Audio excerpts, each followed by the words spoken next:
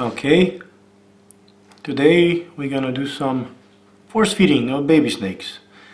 We will do this with baby Atheris Squamigera, which are still not eating by themselves. There are several techniques when it comes to force feeding. Today we're gonna force feed them with the tails of a mouse. So this is a baby born several months ago. We have tails in the water, so we gently grab the snake behind the head, remove the tail with the rest of my fingers and try to hold the snake steady. One of the advantages of force feeding with the mouse tail is because usually they're developing the sense of swallowing, because what I do is I start to push the tail inside a little bit, not entirely. I force feed with mouse legs as well, but a tail is easier, definitely. It's much quicker. So basically you give them a tail and they will continue to, I'll take my camera now this way, and you will see they will continue to swallow the tail, which is a good technique to sort of teach them that swallowing motion. Because like if you force feeding them with the whole pinky, they're quite small for that yet, but if you force feeding with the whole pinky, they don't really swallow it. You just shove it in entirely, or like a mouse leg. It also, you basically put in the whole leg inside, which is more nutrition than just the mouse tail. But with the mouse tail, let's say you put half of the tail inside, half of it is hanging out, so basically they will continue to eat on their own the remaining of the tail. You will see it's gonna take some time. I usually just put them back in a cage and they eat it on their own, but since I'm filming this, I will actually show you, or at least I will wait until they start swallowing on their own, which is basically the whole point of this force feeding technique. Also, sometimes if you feed them the pinky, or you feed them let's say a mouse leg which is smaller, they sometimes, and it doesn't go as deep inside, they sometimes will try to rub it off and take it out of the mouth. With the tail, usually they are just, it's deep enough for them to start eat it, usually. Well, like small, this one is actually not he's not sure what he's gonna do, whether he's gonna throw it out or actually swallow it. Maybe he's a bit confused because I usually just put him back in a little cage, so he's not on top of the table having to swallow the tail. But we'll see whether or not he will, or she. I'm not sure what sex this animal is, but he might be a bit confused because I'm here and I'm actually holding the camera only a few inches away from his head, so he might be a little bit confused in what actually I'm doing, but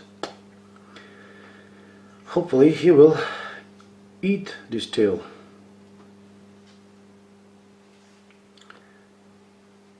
These animals are big enough to eat Pinky on their own, and basically I just need to find more time to try to feed them with a Pinky. Usually they bite it, and then you have to wait until they actually bite and hold it in order to start to eat it. But we'll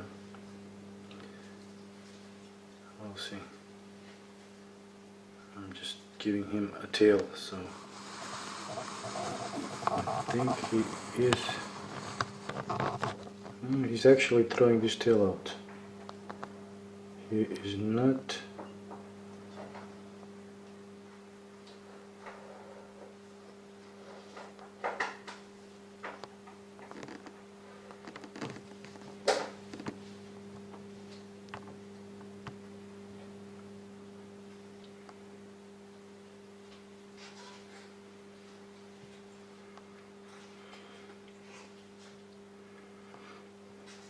It's quite interesting with Atheris Squamigera. In my experience, I had several clutches throughout the years, and some of the clutches they will eat off the right away. Like as soon as you try to feed them, a few days later after they were born, they eat Pinkies on their own without problems. And sometimes, like this time, you have clutch that doesn't eat on their own at all. Like I would keep them with that one clutch, for example. I had, let's say, 8 or 10 babies, and they were all basically housed in a small, let's say, plastic boxes with some little branch and a little water. And I would just put a dead Pinky, a live Pinky inside, and out of the 10, 8 of them would eat it overnight. The other 2, I just had to tease them with a Pinky, and they bite it and they eat it right away. So after the first feeding, basically all 10 animals were eating on their own without a problem. With this clutch, some of them are eating, and this one, for example, there's 2 of them they're still not eating, and that's why I'm force feeding them. But you never know.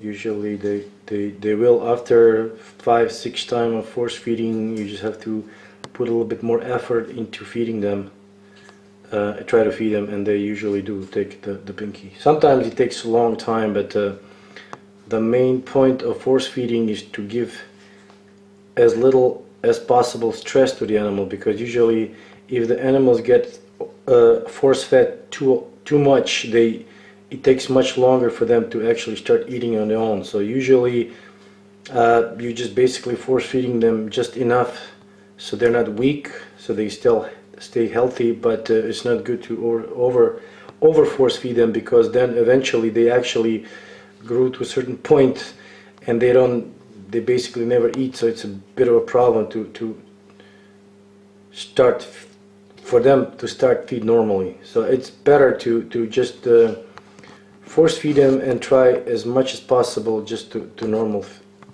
feed them. And we'll put this here. We'll put this animal here.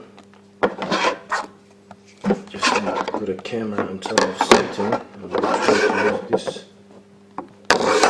Nope, here. Okay. There's another animal in the cage. So while this one is, let's say, eating, I will take, he's trying to take the tail out, which is not good. Then I have to basically do the whole thing again. This one started to shed, but he didn't shed entirely. I'm not even sure if you see I'm a little bit further away. So what I'm trying to do is I'm actually trying to remove the old skin from this other baby. It shouldn't be a problem. It's quite wet, so it shouldn't be a problem.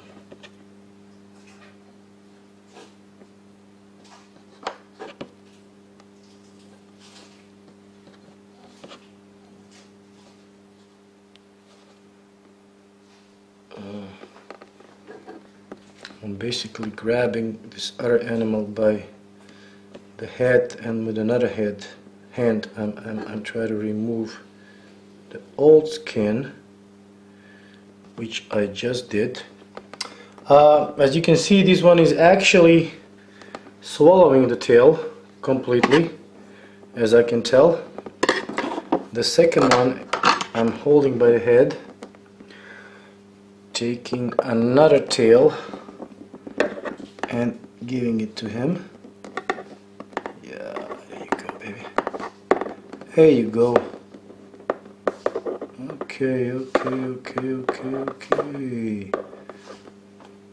I keep the tails in the water so they're not dry. It's much easier, of course, to give them the wet tail, and as you can see, the first animal just finished the tail completely, which is great. So I will actually put back this one in the cage. There you go. Super lovely.